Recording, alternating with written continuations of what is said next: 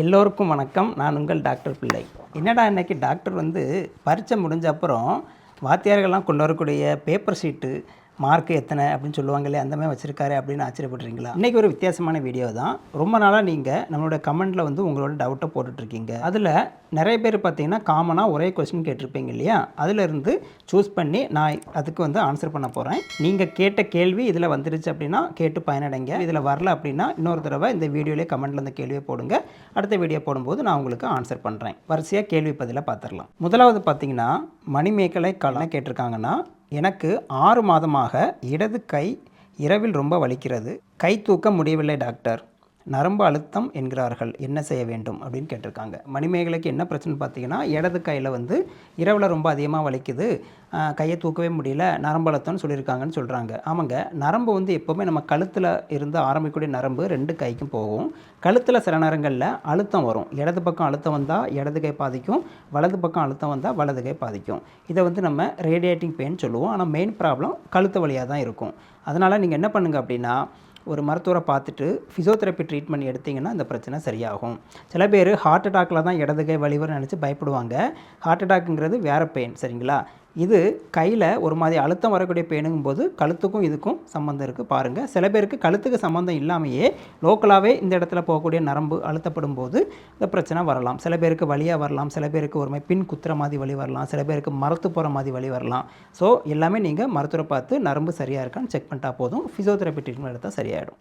ரெண்டாவதாக பார்த்தீங்கன்னா டிஆர்கே காளிதாஸ் அப்படிங்கிற சப்ஸ்கிரைபர் ஒரு கொஸ்டின் கேட்டிருக்காரு. ஐயா வணக்கம், தங்கள் சேவை மிகவும் சிறப்பு, ரொம்ப நன்றிங்க. எனக்கு மார்பு நெஞ்செரிச்சல் வலியுடன் இருக்கிறது. கொஞ்ச நேரம் நடந்தாலே நெஞ்சு வலிக்கிறது, தலை சுற்றல் வருகிறது. தங்கள் ஆலோசனைக்காக காத்திருக்கிறேன், நன்றி அப்படின்னு சொல்லியிருக்காரு.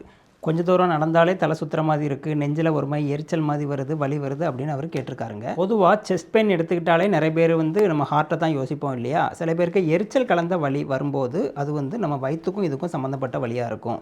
அசிடிட்டி சில நேரங்களில் ரொம்ப ஓவராக நெஞ்சு பகுதியில் ஏறும்போது நெஞ்செரிச்சல் ஏற்படும். இதே நேரத்தில் நெஞ்சில் ஒரு மாதிரி குத்துற மாதிரி வலி அது கேஸ் பெயின் சொல்லுவோம். சில பேருக்கு நெஞ்சில் பார்த்தீங்கன்னா லேசாக தொட்டால் ஒரு டெண்டர்னஸ் பெயின் மாதிரி இருக்கும். அது இதில் உள்ள எலும்பும் தசையும் சம்மந்தப்பட்ட வலி. இப்படி பல்வேறு விதமான காரணங்கள் இருக்குது. கொஞ்சம் தூரம் நடந்துட்டு இருக்கும் போதே ஒரு மாதிரி நெஞ்சு வலி வருது, தலை சுத்தலுமே வருது, நீங்கள் கண்டிப்பாக மருத்துவரை பார்த்து ஒரு செக்அப் பண்ணியிருக்க ரொம்ப நல்லது. உங்கள் பிபி எவ்வளோ இருக்குன்னு செக் பண்ணிக்கோங்க, சுகர் எவ்வளோ இருக்குன்னு செக் பண்ணிக்கோங்க. எனக்கு இதிலெல்லாம் வேரியேஷன் இருந்தால் அந்த மாதிரி பிரச்சனைகள் வரலாம். வேணும்னா ஒரு இசிஜி கூட உங்கள் சேஃப்டிக்காக எடுத்து பார்த்துக்கலாம். அடுத்ததாக மூணாவதாக ஒரு சப்ஸ்கிரைபர் என்ன கேட்டிருக்காங்கன்னா, அவங்க பேர் கிருத்திகா தாஸ். என்ன கேட்டிருக்காங்கன்னு பார்த்தீங்கன்னா, சார் பொங்கல் உப்புமா சேமியா இதெல்லாம் சாப்பிடலாமா காலை உணவாக? காய்ந்த திராட்சை சாப்பிடக்கூடாதா?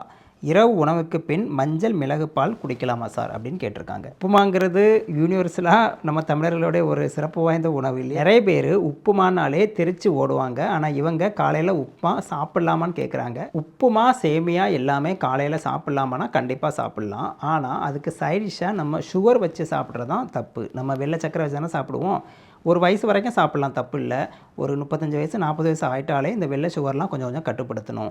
நீங்கள் சுகர் இல்லாமல் சாப்பிட முடிஞ்சால் சாப்பிடுங்க, இல்லை லைட்டாக உப்பு போட்டு சாப்பிடுங்க. உப்பு அதிகமாகவும் சேர்க்கக்கூடாது. ஆதி காலத்துலேருந்தே நம்ம உப்புமா சாப்பிட்டு வரோம், ஒன்றும் ஆகாது, தைரியமாக சாப்பிட்லாம். காய்ந்த திராட்சை அதாவது ட்ரை ஃப்ரூட்டுன்னு சொல்கிறோம் இல்லையா, தாராளமாக சாப்பிட்லாம். எல்லா சத்துக்களும் அதில் தான் இருக்குது. அதே நேரத்தில் கேலரிஸ் இதில் அதிகமாக இருக்குது. நார்மலாக உள்ளவங்க ஒரு வயசு வரைக்கும் தாராளமாக சாப்பிட்லாம். 40 வயசு மேலே சுகரோ ப்ரெஷரோ இதெல்லாம் கொலஸ்ட்ராலோ ஜாஸ்தி இருக்க பட்சத்தில் கொஞ்சமாக தான் சாப்பிடணும். ஏன்னா இதில் கேலரிஸ் அதிகம். இரவு உணவுக்கு பின் மஞ்சள் மிளகு பால் குடிக்கலாமான்னு கேட்குறாங்க. இந்த கொஸ்டின் கேட்டது ரொம்ப தேங்க்ஸுங்க. ஏன்னா என்னோட டயட் சாட் வீடியோலேயே நைட்டு நான் இதை தான் உங்களுக்கு குடிக்க சொல்லுவேன். ஆனால் பாலை நல்லா சுண்டை காய்ச்சிடணும். அப்போ தான் அதில் உள்ள கெட்ட கொழுப்பெல்லாம் வெளியே போயிடும் இல்லையா? சுத்தமான மஞ்சள் சுத்தமான மிளகு போட்டு பாலை சுண்டை காய்ச்சி சுகரை சேர்க்காமல் குடிக்கணும். பனங்கற்கண்டு கொஞ்சமாக போட்டுக்கலாம்.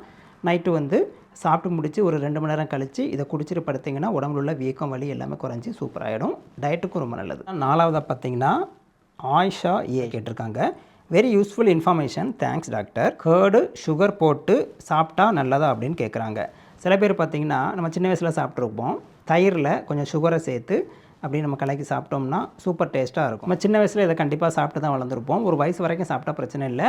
ஒரு 40 வயசில் போகும்போது தயிர் நீங்கள் கட்டாயம் எடுத்துக்கலாம். ப்ரோபயோட்டிக் நிறைய இருக்குது, நல்ல பாக்டீரியா இருக்குது. அது செரிமானம் ஆகிறதுக்கு உதவி பண்ணும். சக்கரை கலந்து சாப்பிடும்போது தான் பிரச்சனை ஆரம்பிக்குதுங்க. வெள்ளை சக்கரை ஒரு வயசுக்கு அப்புறம் அவாய்ட் பண்ணணும்.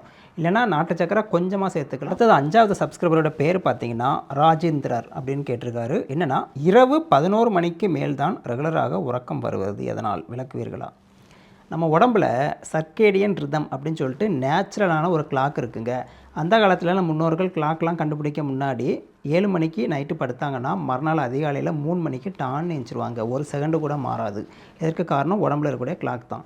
ஆனால் இப்போ உள்ள லைஃப் ஸ்டைல் வந்து நம்மளை மாற்றி நம்ம இஷ்டத்துக்கு தூங்க ஆரம்பிச்சிட்டோம் இல்லையா? உங்களுக்கு ஒரு சின்ன டெஸ்ட்டு சொல்கிறேங்க. நீங்கள் இதுவரைக்கும் எப்படி தூங்கியிருந்தாலும் இனிமேல் வந்து ஒரு கரெக்டான டைமை ஃபாலோ பண்ணி பாருங்கள்.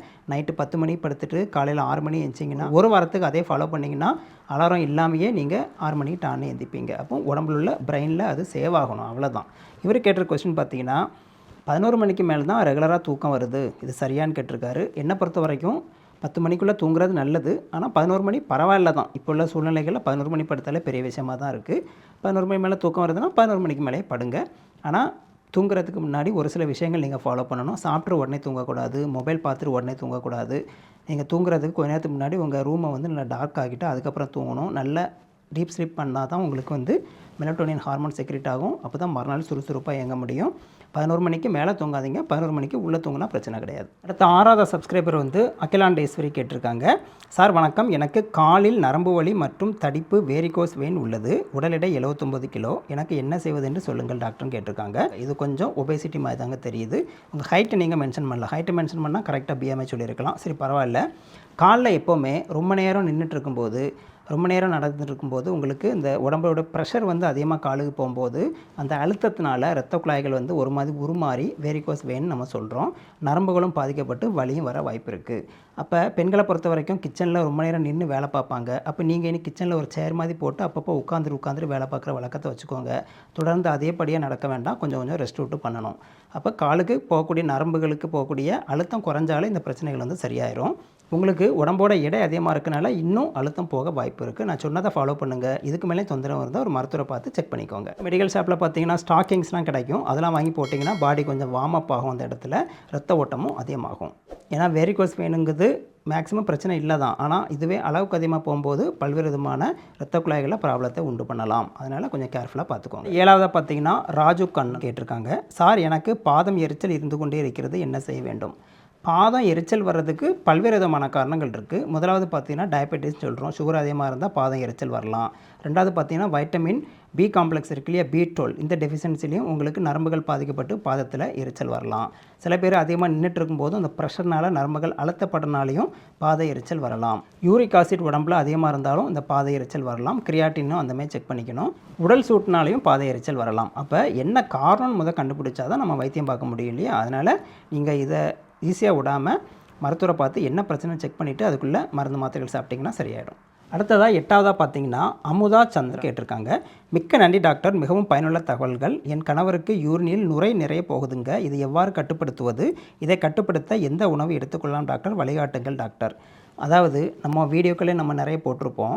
யூரினில் நுரையாக வர்றதுக்கு பேர் வந்து புரோட்டீன் யூரியா.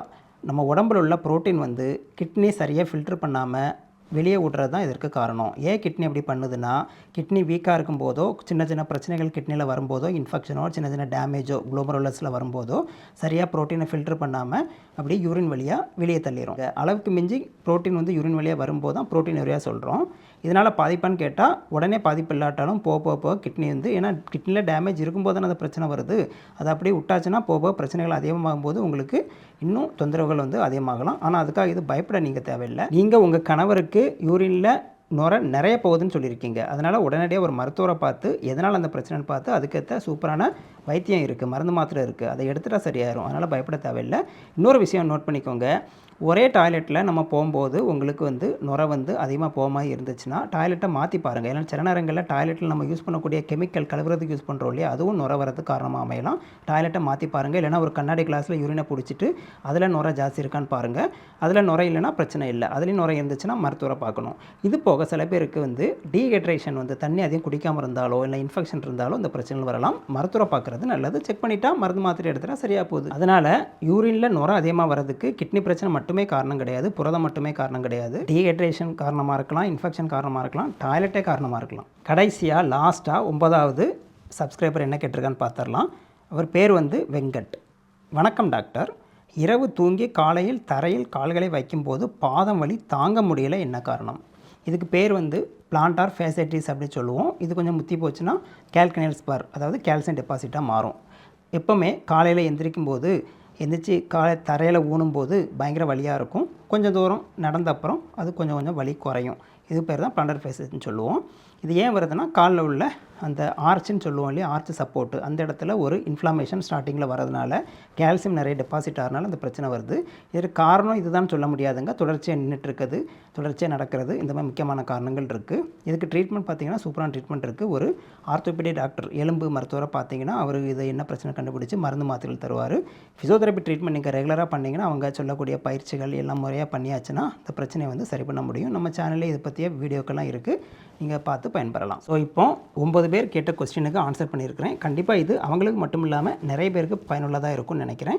இன்னும் உங்களுக்கு சந்தேகங்கள் இருந்தாலோ, உங்கள் கொஸ்டின் ஆன்சர் பண்ணப்படாமல் இருந்தாலோ இதே வீடியோவில் கமெண்ட் பாக்ஸில் போடுங்க. கண்டிப்பாக நான் அடுத்தடுத்த வீடியோக்களில் உங்களுக்கு ஆன்சர் பண்ணுறேன்.